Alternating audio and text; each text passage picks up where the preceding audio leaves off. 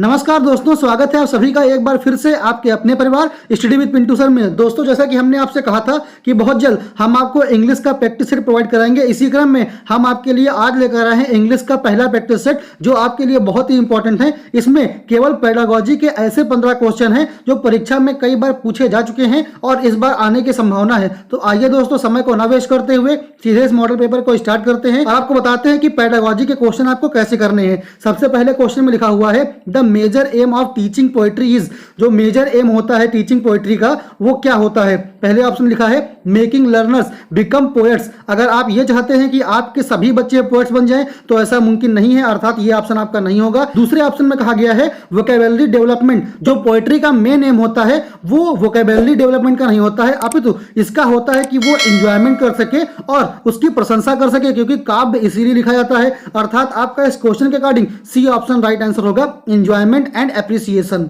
आइए दोस्तों next question देखते हैं। नेक्स्ट क्वेश्चन में लिखा गया है मॉर्फीम इज द। जो मॉर्फीम है वो क्या है? Smallest unit of a phrase, the smallest unit of a word, the smallest unit of meaning that can not be broken up, या फिर unit of a word that can be broken up into new meanings. तो जो morpheme होता है वो होता है the smallest unit of meaning, एक मीनिंग की सबसे छोटी इकाई, that can not be broken up, यानी कि उसे अब हम तोड़ नहीं सकते हैं। अर्थात आपका सेकंड क्वेश्चन का option number C right answer होगा।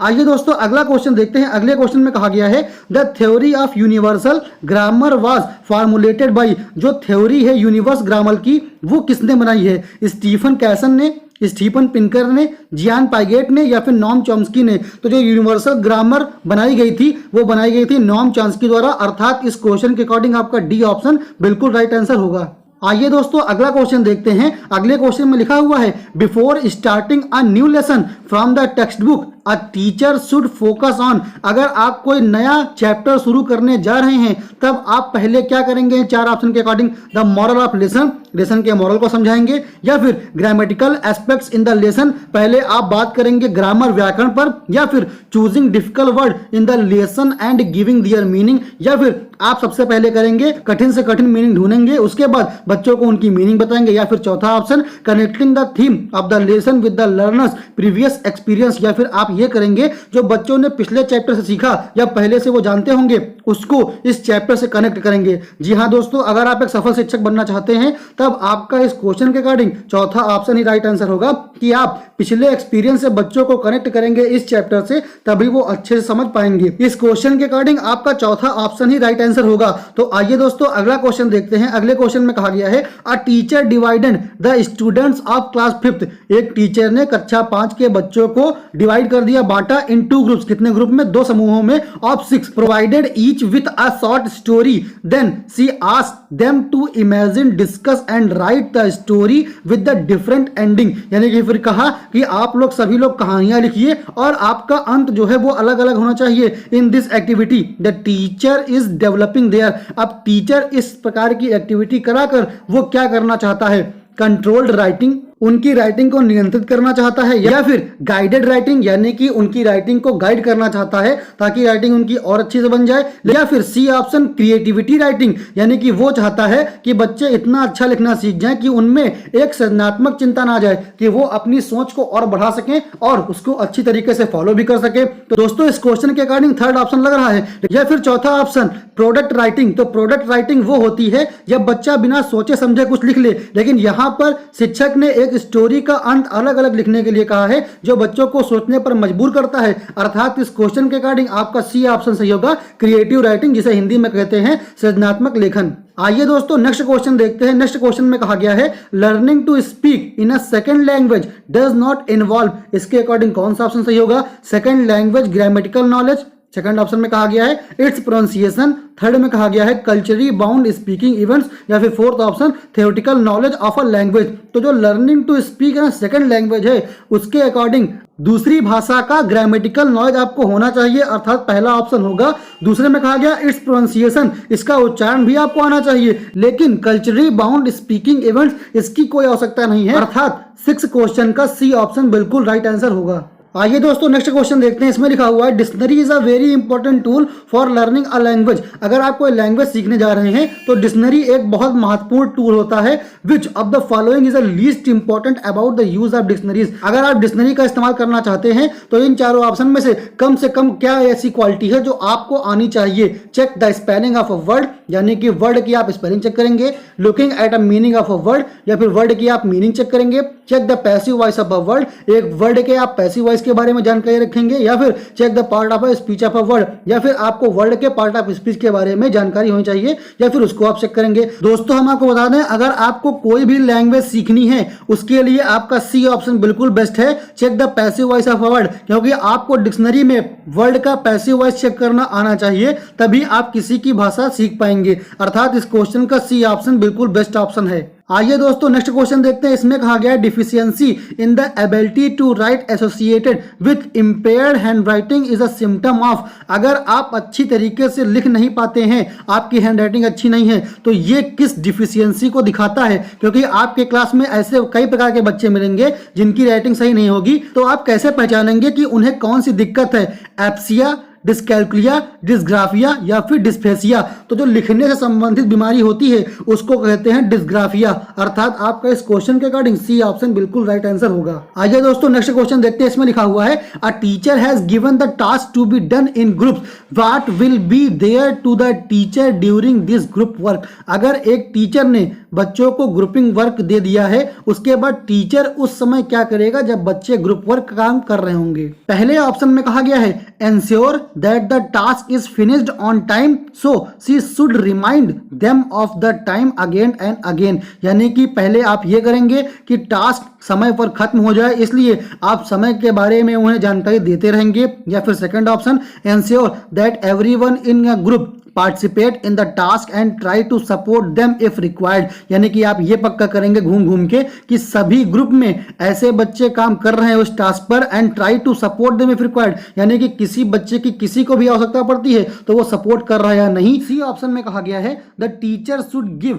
Full autonomy to the group and she should set aside on a chair. यानी कि जो शिक्षक ने ग्रुप बनाया होगा उसे फुल ऑटोनॉमी कर दे और उसे एक चेयर पे बैठ जाना चाहिए। या फिर चौथा option ensure that the student do not make a noise in the class, या फिर ये चेक करना चाहिए कि कोई भी बच्चा क्लास में शोर ना करे। तो हम आपको बता दें, अगर टीचर ने ग्रुपिंग वर्क दिया है तो उसे ये देखना चाहिए कि ग्रुप में सब बच्चे एक्टिव हैं या नहीं, और उन्हें जब आवश्यकता पड़ती है तो वो उनका सहयोग करते हैं या नहीं। अर्थात आपका इस क्वेश्चन के अकॉर्डिंग बी ऑप्शन बिल्कुल राइट होगा। Ensure that everyone in a group participate in the task and try to support them if required. Let us see the next question. Reading comprehension is an ability to. जो reading comprehension होता है वो किसकी योग्यता को बढ़ाता है? Translate the written symbol into corresponding sound. Second में कहा गया receive and record letters in order to read the text fluently. Third में कहा गया है construct meaning by interacting with the text. और फोर्थ में कहा गया है understand all the word in the text to understand its meaning. तो जो कंप्रिहेंशन रीडिंग होता है वो किस एबिलिटी को बढ़ाता है? वो होता है construct meaning by interacting with the text. यानी कि टेक्स्ट को देखकर आप उसकी मीनिंग को कंस्ट्रक्ट कर लें और उसके बारे में सीख लें कि कभी हमारी टीचर ऐसा वर्ड बोलती है तो हम उस मीनिंग को आराम से और सही सही लिख पाएं। अर्थात इस क्वेश्चन के अकॉर्डिंग आपका सी ऑप्शन बिल्कुल राइट आंसर होगा। आइए दोस्तों नेक्स्ट क्वेश्चन देखते हैं। नेक्स्ट क्वेश्चन में कहा गया है in a constructivist classroom language learning should be based on. आइए ऑप्शन देखते हैं। पहले ऑप्शन में कहा गया है drill and practice grammatical items. Second में कहा गया है the transaction of a prescribed text book by the teacher. Third में कहा गया है learners previous knowledge in constructing their new knowledge using authentic task. और फोर्थ में कहा गया है the assumption that the English language can only be learned if the teacher transmit to it learners. दोस्तों जैसा कि हमने आपको कई बार बताया है कि अगर आप प्रीवियस नॉलेज यानी कि पिछले ज्ञान से लर्नर्स को अटैच करते हैं तब वो अच्छे सीखेंगे। अर्थात इस क्वेश्चन के अकॉर्डिंग आपका सी ऑप्शन बिल्कुल राइट आंसर होगा। Learners previous knowledge in constructing their new knowledge using authentic task. क्योंकि अगर आपको बच्चों को नया ज्ञान देना है तो पुराने ज्ञान से आपको उनको रिलेट करना होगा, तभी वो अच्छे से समझ पाएंगे। आइए दोस्तों नेक्स्ट क्वेश्चन देखते हैं। इसमें कहा गया है a child in class second writes. जो एक सेकंड क्लास का बच्चा है उसने लिखा like to read a book instead of writing like to read a book. यानी कि उसने like to read a book की जगह लिख दिया है like to read a book what does the child writing show, जो बच्चे का लेखन का तरीका है ये क्या शो करता है। He needs to work on phonetic, वो फोनेटिक पे उसे और काम करना चाहिए। He needs remedial classes to improve spelling, उसे निदानात्मक क्लासेस चाहिए क्योंकि उसे अपनी स्पेलिंग को सही करना है। He has used invented spelling, उसने नई स्पेलिंग को बना दिया है। या फिर he is not paying any attention to the class, वो क्लास की ओर ध्यान नहीं दे रहा है। तो हम आपको बता दें, अगर उसने ऐसा लिखा है इसका मतलब उसकी स्पेलिंग सही नहीं है, क्योंकि उसने सुना और सुनने के अकॉर्डिंग लिख दिया, दो उसने समझा, लेकिन उसकी स्पेलिंग बहुत ही खराब है। इसलिए he needs remedial classes to improve spelling, उसे अपनी स्पेलिंग को सही करने के लिए निदानात्मक कक्षाओं की आवश्यकता है जो उसे प्रोवाइड करानी चाहिए। अर्थात इस क्वेश्चन के अकॉर्डिंग आपका बी ऑप्शन बिल्कुल बेस्ट ऑप्शन होगा। आइए दोस्तों नेक्स्ट क्वेश्चन देखते हैं। इसमें कहा गया है the whole language perspective is, जो होल लैंग्वेज होती है वो किसके पर्सपेक्टिव होती है।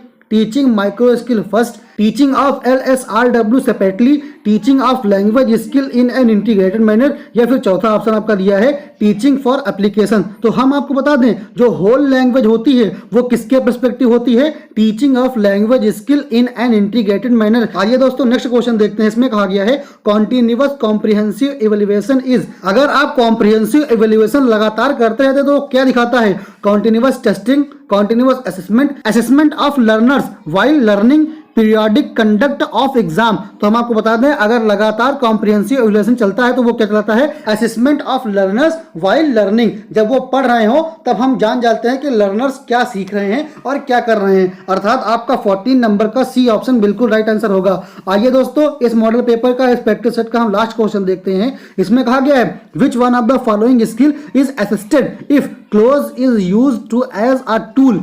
पहला option reading for language learning, second option में लिखा हुआ है writing for language listening skills, third में कहा गया है स्पीकिंग और फोर्थ में कहा गया है लिसनिंग। तो दोस्तों इस क्वेश्चन का आंसर हम आपको नहीं बता रहे हैं क्योंकि ये क्वेश्चन आप लोगों के लिए है, आपको बताना है इसका राइट आंसर क्या होगा, ए बी सी या फिर डी। आशा करता हूं दोस्तों आपको हमारे द्वारा समझाए गए सभी क्वेश्चन समझ में आ गए होंगे और आपको ये मॉक टेस्ट अच्छा लगा होगा। अगर आपको अच्छा लगा हो तो वीडियो को लाइक कर दीजिए और हाँ दोस्तों कमेंट करके बताइए कि हमारे में क्या कमी है, ताकि हम आगे आपके कमेंट से सीख कर आपको अच्छे से अच्छे प्रैक्टिस प्रोवाइड करा सकें। तो दोस्तों मिलते हैं आपसे नेक्स्ट वीडियो में, तब तक के लिए जय हिंद, जय भारत, नमस्कार।